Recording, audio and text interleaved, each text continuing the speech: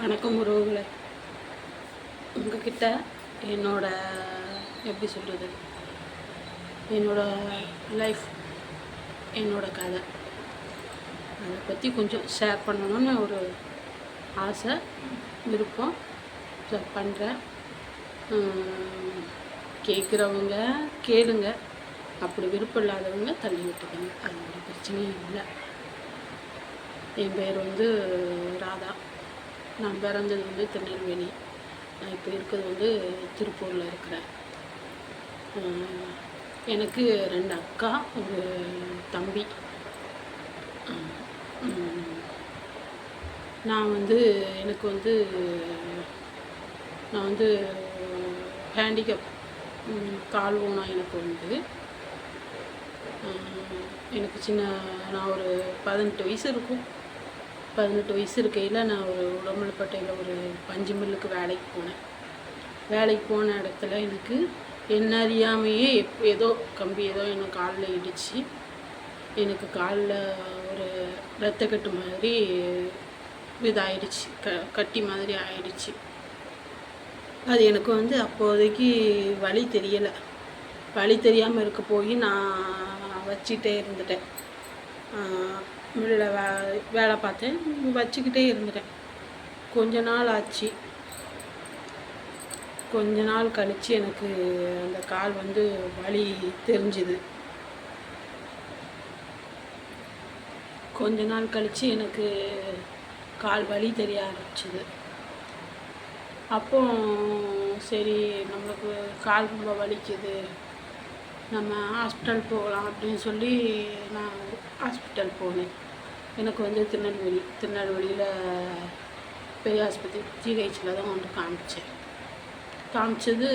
அவங்க ஸ்கேன் பண்ணி பார்த்தாங்க, எல்லாமே ட்ரீட்மெண்ட் எல்லாமே, இது செக்கப் எல்லாமே பார்த்தாங்க. பார்த்ததில் அந்த ரத்தக்கட்டு நீங்கள் வச்சுக்கிட்டே இருந்ததுனால உங்களுக்கு கேன்சர் ஆயிடுச்சு, கேன்சர் அப்படின்னு சொல்லி சொன்னாங்க. அப்புறம் எனக்கு எப்படி சொல்கிறதுனே தெரியலை. ஒரு இதாவது கஷ்டம்னு சொல்லுவோம், கஷ்டமாக இருந்துச்சு. நம்மளுக்கு இப்படி வந்துருச்சு அப்படின்னு சொல்லிட்டு. எனக்கு கஷ்டம்னா அதை விட என் குடும்பத்தில் அத்தனை பேருக்கும் ஒரு கஷ்டம், அவ்வளோ பெரிய கஷ்டமாக இருந்துச்சு. அதுதான் அவ்வளோதான், எவ்வளவோ பண்ணோம். அப்போது கால் சரி, அந்த கட்டியை மட்டும் ஆப்ரேஷன் பண்ணிடலாம் அப்படின்னு சொல்லி சொன்னாங்க. நான் ஆப்ரேஷன் பண்ண ஓகேன்னு சொன்னோம். அப்புறம் ஒரு ஸ்கேன் பண்ணி பார்க்கணுன்னு சொன்னாங்க. ஸ்கேன் பண்ணி பார்த்ததில் கட்டி ஆப்ரேஷன் பண்ண முடியாது, இது காலை தான் எடுக்கணும், முட்டிக்கு கீழே காலை தான் எடுக்கணும் அப்படின்னு சொல்லிட்டாங்க. சரி அப்படின்னு பேசையில் எனக்கு நான் எல்லாரையும் மூலம் நார்மலாக நல்லா நடமாடிக்கிட்டு இருந்தேன். அதனால் எனக்கு காலை எடுக்க இஷ்டம் இல்லை. நான் மாட்டேன் அப்படின்னு நான் சொல்லிட்டேன். நான் காலை எடுக்க மாட்டேன், எவ்வளோ நாள் இருக்குமோ அவ்வளோ நாள் இருக்கட்டும் அப்படின்னு சொல்லிட்டு நான் பாட்டு இருந்துட்டேன். ஊடையில் அந்த கேன்சருக்கு உண்டான ட்ரீட்மெண்ட்டும் பார்த்தோம். கரண்ட் ரேடியோஷன் வைப்பாங்க, கரண்ட்டு பிடிச்சோம். அப்புறம் அதுக்கு கீமோதெரப்பின்னு ஒரு மருந்து ஏற்றுவாங்க. அந்த கீமோதெரப்பி மருந்து மாதத்துக்கு ஒருக்க, 15 நாளைக்கு ஒருக்க வர சொல்லுவாங்க. போய் நான் ஏற்றிட்டு வருவேன். அப்படி போயிட்டு வந்துட்டு வீட்டில் இருந்தேன், அம்மா வீட்டில் இருந்தேன். பார்த்தேன். ஒரு 10 வருஷம் ஆச்சு. ஒரு 10 வருஷம் கழிச்சு தான் எனக்கு மேரேஜ் ஆச்சு. ஆமாம், இவங்கள மேரேஜ் ஆச்சு. என் வீட்டுக்காரர் நான் எனக்கு காலில் இப்படி பிரச்சனை வர்றதுக்கு முன்னாலேயே அவங்கக்கிட்ட நான் பேசி வச்சுருந்தேன். அவங்களும் என்ன பேசியிருந்தாங்க. அதனால் சரி, மேரேஜ் பண்ணிக்கிடுவேன் அப்படின்னு சொல்லி என்னை மேரேஜ் பண்ணிக்கிட்டாங்க. எனக்கு ஒரு குறையும் இல்லை, என்னை நல்லா பார்த்துக்கிட்டாங்க. ஒரே ஒரு குறை என்னென்னா, எனக்கு குழந்தை இல்லை. எனக்கு அது ஒன்று தான் குறை. ஆண்டவன் எனக்கு கொடுத்துருந்தாம்னா நான் எவ்வளவோ எந்த கஷ்டப்பட்டனாலும் சரி, என் உயிரை கொடுத்தனாலும் சரி நான் வளர்த்துருப்பேன். எனக்கு அந்த ஒரு பாக்கியம் கிடைக்கல, எனக்கு குழந்தை இல்லை. அது எனக்கு ஒரு மனசில் ரொம்ப பெரிய குறை. ஆனால் எனக்கு குழந்தை இல்லாத மன கஷ்டம் இருக்கும்.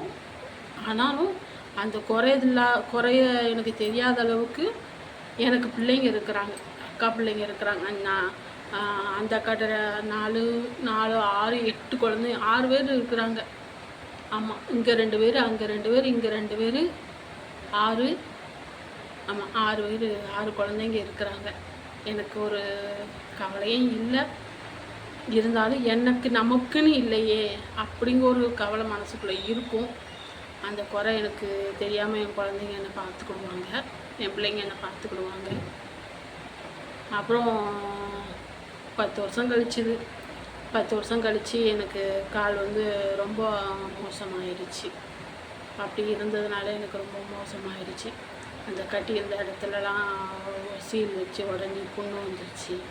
அப்புறம் பாதம்லாம் ரொம்ப வந்து வீங்கி, யானைக்கால் இது மாதிரி வீங்கி ரொம்ப அது கொப்பளமாகி நீர் வழிய ஆரம்பி ரொம்ப பிரச்சனை ஆயிடுச்சு. என்ன செய்கிறது, இவ்வளோ பிரச்சனை ஆயிடுச்சு அப்படின்னு சொல்லிட்டு மறுபடியும் ஹாஸ்பிட்டல் போகணும். அதே ஜிஹெச்சுக்கு தான் போனேன். இதுக்கு கூடையில் நாங்கள் வெளியில் நிறைய ஹாஸ்பிட்டலில் காமிச்சோம். எல்லா பக்கமுமே சொன்னாங்க, இந்த காலில் வந்து கத்தி வச்சோம், கேன்சர் வந்து கத்தி வச்சோம்னா மேலே பரவுறதுக்கு உண்டான வாய்ப்பு இருக்குது அப்படின்னு சொன்னாங்க. சரி, மேலே பரவிடும், எவ்வளோ நம்ம இருப்போம் அப்படின்னு சொல்லிட்டு நான் பாட்டுக்கு இருந்தேன். ஒரு 10 வருஷம் கழித்து தான் எனக்கு ரொம்ப மோசமாக ஆச்சு கால்.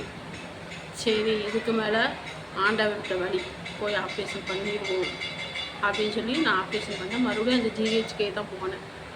வெளியில் பெரிய ஹாஸ்பிட்டல் உள்ள காமிச்சு ஆப்ரேஷன் ப்ரைவேட்லலாம் பண்ணலாம். அந்தளவுக்கு எங்கள் வீட்டில் வசதி கிடையாது. 3 லட்சம் 4 லட்சம் செலவழிச்சு ஆப்ரேஷன் பண்ணுற அளவுக்கு வசதிலாம் எங்கள் வீட்டில் கிடையாது. தம்பி ஒருத்தன் தான், அவனும் திருப்பூரில் பனியன் கம்பெனியில் தான் தம்பி வேலை பார்க்குறான். அதனால் எங்கிட்ட வசதி கிடையாது, அவ்வளோ வசதி கிடையாது. அம்மா இருக்கிறாங்க, அப்பா கிடையாது. எனக்கு அப்பா இறந்துட்டாங்க. இதில் ஒன்று என்னென்னா, அம்மாவை பற்றி சொல்லணும். நான் எனக்கு எத்தனை ஜென்மம் எடுத்தேன்னு எனக்கு தெரியாது. எத்தனை ஜென்மத்தில் நான் பண்ணின புண்ணியமோ அந்த புண்ணியம்தான் இந்த ஜென்மத்தில் எனக்கு அம்மாவாக வந்து கிடச்சிருக்குது. எனக்கு கிடைச்ச அம்மா மாதிரி யாருக்குமே கிடச்சிருக்க மாட்டாங்க. எனக்காண்டி எங்கள் அம்மா அவ்வளவு எனக்காண்டி பண்ணியிருக்கிறாங்க. நான் சொல்கிறதுக்கு எனக்கு கணக்கே இல்லை, அளவே இல்லை. எங்கள் அம்மாவோட அன்புக்கு ஈடே கிடையாது. எங்கள் அம்மா அப்படி எனக்கு, எங்கள் அம்மா அதுக்கு ஈக்குவல் என் அக்கா 2 பேர் இருக்கிறாங்க. என் அக்கா 2 பேரும் அது ஈடு கிடையாது. மதுரையில் ஒரு அக்கா இருக்கிறாங்க, இங்கே திருப்பூரில் எங்கள் அக்கா ஒரு 2 அக்கா இருக்கிறாங்க. 2 அக்காவுமே எனக்கு ஒரு தாய்க்கு சமம்னு சொல்ல மாட்டேன், தாய் தான். என் அம்மா ஒரு தாய்னா என் அக்கா 2 பேரும் எனக்கு ஒரு தாய். 2 பேரும் எனக்கு எந்த குறையும் வைக்க மாட்டாங்க, என்னை ஒரு கண் கலங்க வைக்க மாட்டாங்க. என் அக்கா 2 பேருமே எனக்கு. அதுமாரி என் தம்பி என்னை நல்லா பார்த்துக்கிடுவான். இவ்வளோ நாளாக கொஞ்ச நாள் கழித்து கால் ஆப்ரேஷன் பண்ண போனேன். கால் ஆப்ரேஷன் பண்ணி கஷ்டங்கள், அந்த கால் ஆப்ரேஷன் பண்ணதுனால வலி வேதனைகள் படாதது கிடையாது. எவ்வளவோ வேதனைப்பட்டு மீண்டு வந்து இப்போ அவங்க ஆப்ரேஷன் பண்ணி 4 வருஷங்கிட்ட ஆயிடுச்சு. 4 வருஷம் ஆயிடுச்சு. எந்த பிரச்சனையுமே இல்லை, எனக்கு எந்த பிரச்சனையுமே இல்லை. இதில் ஒரு ட்விஸ்ட்டு என்னென்னா, நான் ஆப்ரேஷன் ஃபஸ்ட்டு எனக்கு ஸ்டார்டிங்கில் காலில் கேன்சர்னு சொன்னாங்க. ஆனால் இப்போ ஆப்ரேஷன் பண்ண போனப்போ எனக்கு கேன்சர் இல்லை, இது வந்து ஒரு நீர் சம்மந்தமானது, யானைக்கால் வியாதிக்குள்ளே சம்மந்தமானது, நீங்கள் வச்சுக்கிட்டு இருந்துட்டீங்க, அதனால தான் கால் வந்து மோசமாயிடுச்சு அப்படின்னு சொல்லி இதில் ஆப்ரேஷன் பண்ணால் உங்களுக்கு எந்த பிரச்சனையும் வராது அப்படின்னு சொல்லி கன்ஃபார்ம் சொன்னாங்க. சொன்னதுக்கப்புறம் தான் சரி ஆப்ரேஷன் பண்ணுவோம்னு சொல்லி நான் ஆப்ரேஷன் பண்ணினேன். இப்போ எனக்கு எந்த குறையும் இல்லை, நான் நல்லா இருக்கிறேன். எனக்கு கால் இல்லைங்கிற ஒரு குறை மட்டும்தான் வந்துச்சு, எனக்கு எந்த குறையும் இல்லை, நான் நல்லா இருக்கிறேன்.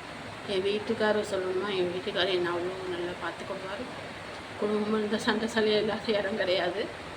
ஆனால் சண்டை சலையும் வந்தாலும் சரி என்னை விட்டு கொடுக்க மாட்டார், என்னை நல்லா பார்த்துக்கிடுவார்.